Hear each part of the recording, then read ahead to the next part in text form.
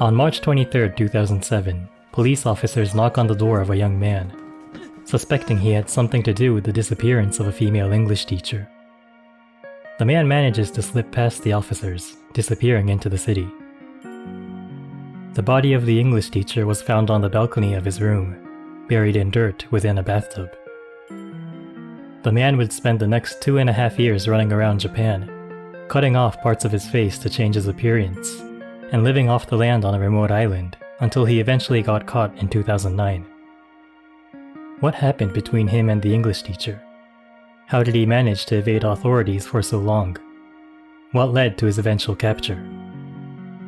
This is the story of Tatsuya Ichihashi. Tatsuya Ichihashi was born in 1979 into a wealthy family, with his father being a doctor and his mother being a dentist. Tatsuya would aspire to be a doctor himself, but failed for 4 consecutive years to be accepted into medical school.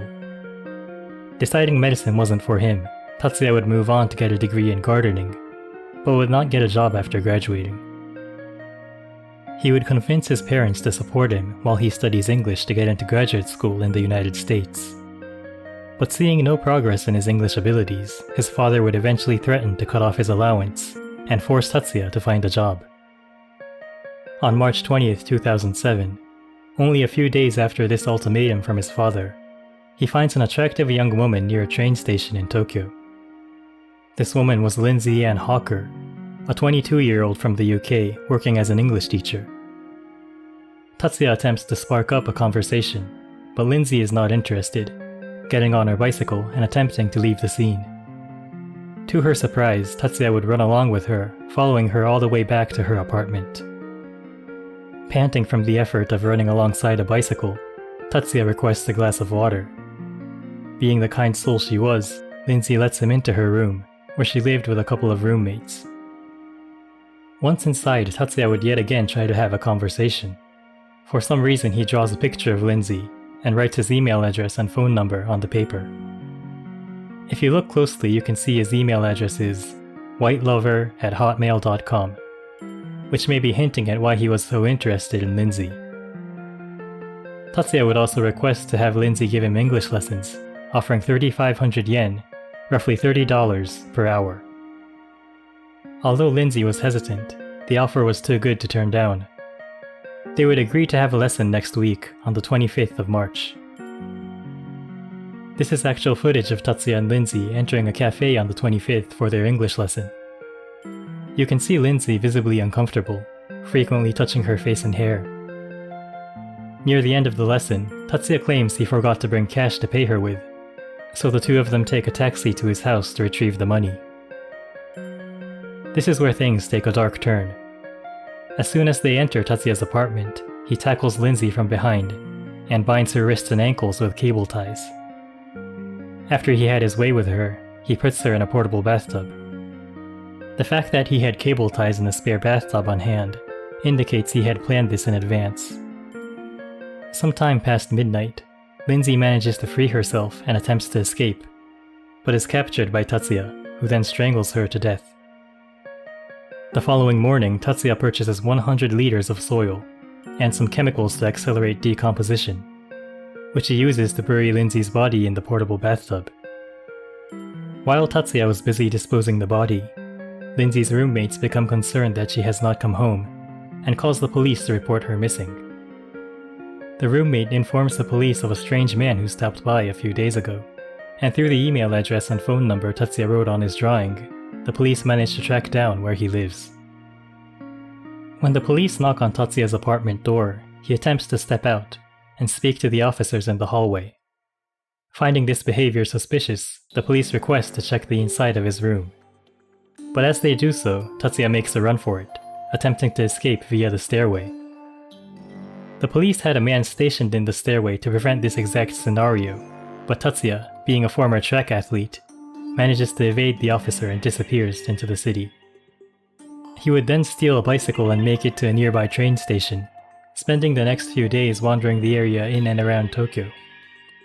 During this time, he would perform plastic surgery on himself, using a thread and needle to tighten his nostrils, shave off moles on his face using a box cutter, and cutting off a large chunk of his lower lip with scissors. Before committing his crimes, Tatsuya originally had plans to visit a friend in Fukuoka, located on the southern island of Japan. He had sent this friend multiple emails regarding his intention of visiting, and Tatsuya believed the police might have gotten wind of this information. Therefore, he decides to head in the opposite direction, to the north. This indicates Tatsuya was a rather intelligent individual, capable of analytical thinking, and being able to see how things may play out. He eventually made it all the way up to Aomori, the northern tip of Japan's main island, where he would spend a week or so sleeping in local parks. But Tatsuya finds that the economy in this rural part of Japan was not very active, making it difficult for him to find the means to earn money. In a change of plans, Tatsuya heads south, which may seem risky considering he was planning to visit an acquaintance living in Fukuoka. But the destination he had in mind was farther south, to the island of Okinawa. He makes his journey across Japan, mainly by boat and train, seeing many wanted posters of himself along the way. He eventually makes it to a tiny, uninhabited island called Oha, located on the edge of the Okinawa archipelago. His plan was to live off the land on this island, having no contact with society. But he soon realizes to establish a self-sufficient lifestyle, he would need some initial gear, such as fishing and farming equipment. And to obtain that gear, he would need some money. So he heads back to the main island of Okinawa, and works random jobs in construction. He would sometimes venture to Osaka, the second largest city in Japan, and work in construction there as well, as the pay was better in a large city. Tatsuya never stayed in the city for extended periods of time, fearing the possibility of getting caught. He once left his dormitory for a construction job in the middle of the night, when he noticed a police car was parked nearby. Tatsuya would spend the next 2 years or so drifting between Oha Island, the main island of Okinawa, and Osaka City. Other than working, he spent his time in the city to study survival skills, and also received proper plastic surgery from a doctor in October of 2008. He would stay in Oha Island for months at a time, living in an abandoned shack made out of concrete blocks. For food, he would hunt snakes and fish, and grow his own vegetables. Maybe it was a good thing he studied gardening after all. For fresh water, he would swim across a small ocean channel to the neighboring island, which was inhabited, and get water from taps installed in public parks. Tatsuya would later claim he planned to live out his entire life on Oha Island.